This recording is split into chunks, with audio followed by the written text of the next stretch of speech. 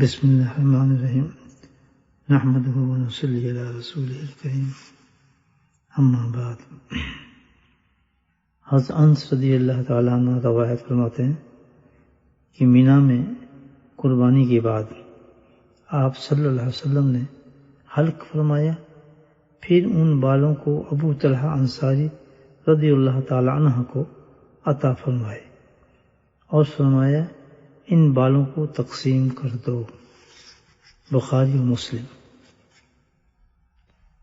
حضرت علی رضی اللہ تعالیٰ عنہ فرماتے ہیں کہ آپ صلی اللہ علیہ وسلم اپنا منہ مبارک ہاتھ میں لیے ہوئے فرما رہے تھے، جس نے میرے ایک بال مبارک کو بھی تکلیف دی اس پر جنت حرام ہے۔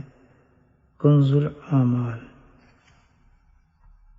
حضرت انس رضی اللہ تعالیٰ عنہ فرماتے ہیں کہ میرے نزدیک آپ صلی اللہ علیہ وسلم کا ایک منہ مبارک بھی ہونا تمام دنیا اور اس کے ساز و سامان سے زیادہ محبوب ہے۔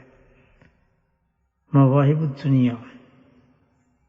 اللہ سبحانہ تعالیٰ اپنے حبیب صلی اللہ علیہ وسلم کی ہمیں سنت شریفہ پہ عمل کرنے کی توفیق نصیب فرمائے۔